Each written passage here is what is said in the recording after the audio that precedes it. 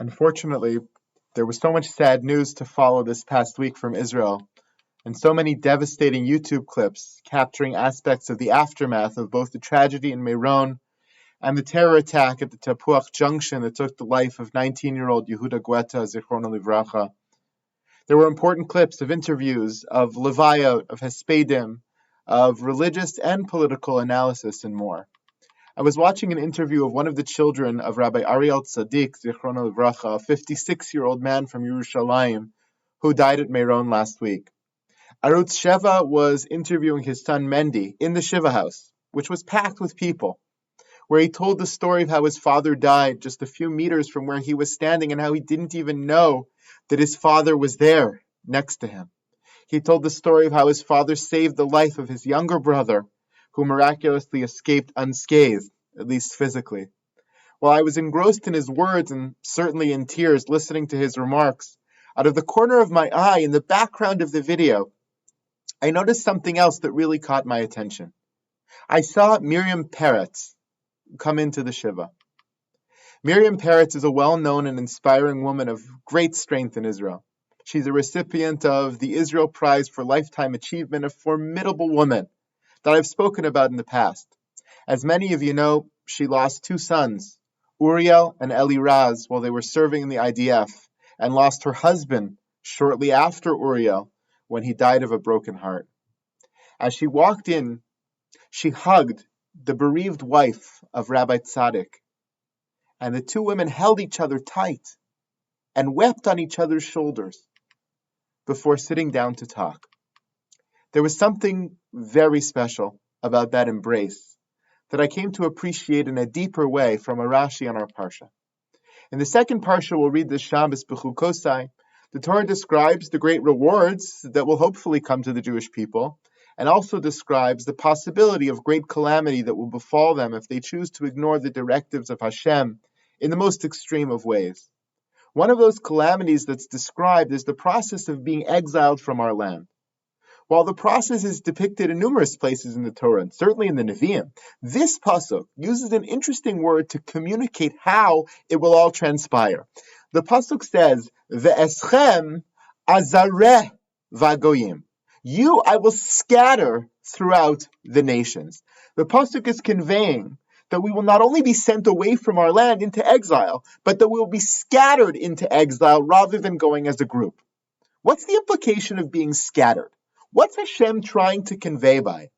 How is it intended to be viewed, and what effect is it supposed to have upon us as we're scattered throughout all the nations of the world? Some argue that being scattered in exile, as opposed to going together, is actually a measure of nechama, of comfort, amidst this challenging tochacha, this challenging rebuke. The Behar Shor, the 12th century French Tosafist, says, Gam ze chesed. This is actually a chesed from Hashem to scatter us. Tzedakah sa Kadosh Baruch Hu im Yisrael shepizram lebein ha'umos sheimotzim osam b'makom echad hayu mechalim osam. The Behar Shor explains that being scattered prevents our complete annihilation. If we all lived in one place and that place fell to our enemies, we would run the risk of losing our entire nation. Being scattered means that if any one or any sum of various communities were to be attacked, at least the others would survive and perpetuate our people. Most don't understand the pasuk in that way. Most explain that the description of being scattered is not meant as a comfort, but to add to the severity of the punishment. Not only will we be exiled, but we will be also exiled and scattered apart from each other. In their view, being scattered has a number of negative consequences for us. For example, many suggest that being scattered will cause us to lose our identity, fizzle out as a people. Others suggest it robs us of strength to protect ourselves.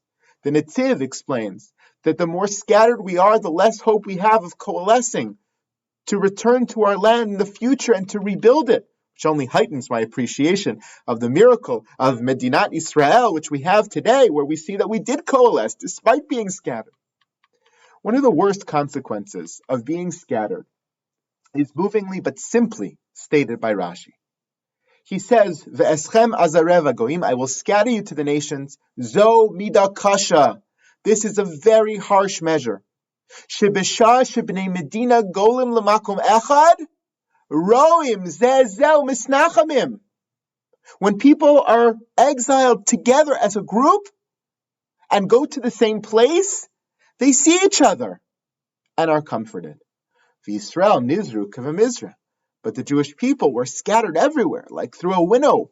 Like a person who winnows the wheat and the chaff and just spreads everywhere. No two pieces are next to each other.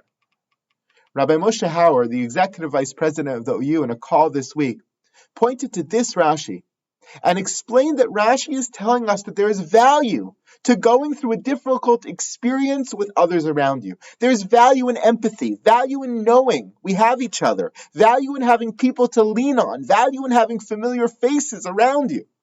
That's beautiful and true and important. And I appreciate Rabbi Howard pointing out this Rashi.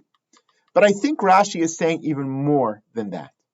I was struck by the words roim ze'ezeh in Rashi. Rashi could have explained that the nechama, the comfort of being exiled as a group, as opposed to being scattered, would come from being together. But instead, he chose to say that it would come from seeing each other. Roim ze'ezeh u'misnachamim.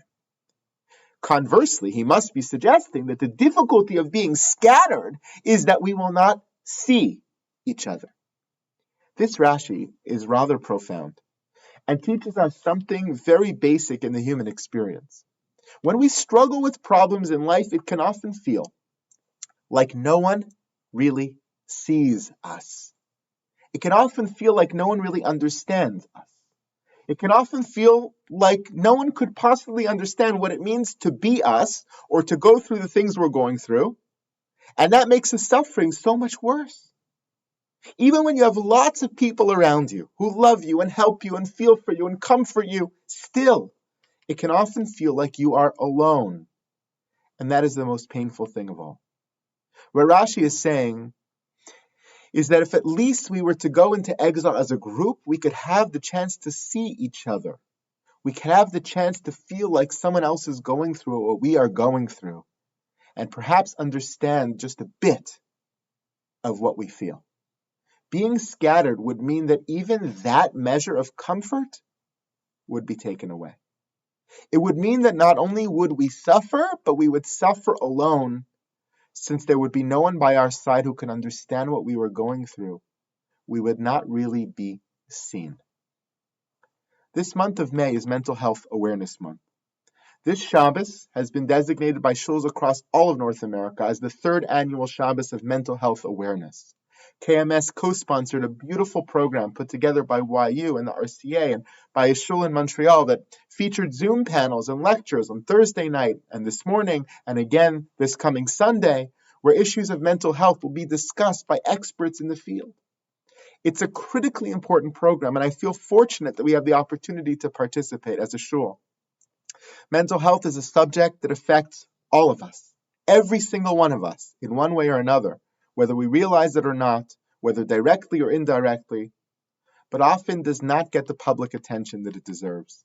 There are so many issues related to mental health that are important to bring into the public discourse, as we've done on other Shabbatot in the past. Today, I wish to focus on one particular angle. This important Rashi, which we studied together today, not only speaks to the suffering of Jews in exile, and not only speaks to the suffering that comes with general life challenges, but speaks to a suffering that is even more pronounced when it comes to mental health. The reality is that those suffering with any variety of mental health challenges often suffer alone. These diseases are often less noticeable than those of the body, less known than those of the body, sometimes more private and more difficult to explain than those of the body, and often more complex to heal than those of the body because there's no one clear course of treatment. These diseases are often harder to speak to others about because even in today's progressive age, these illnesses, unfortunately, still come along with perceived shame and stigma. Even if a person were to overcome all of those obstacles and speak very openly about their illness and get the professional help they need and have lots and lots of people around them to check on them and care for them and empathize with them, in the end of the day, perhaps even more so than with physical illness, they may still feel alone. They may still feel like no one really sees them. They and their suffering may feel kind of invisible and be born in silence. On top of all the other difficulties of struggling with the mental illness, perhaps one of the worst parts is that the way we suffer and how it manifests in us is so unique to the individual that it's easy to feel like no one really sees you or understands what you're going through. People may think they do. They may, with the best of intentions, say they do. They may even partially be right.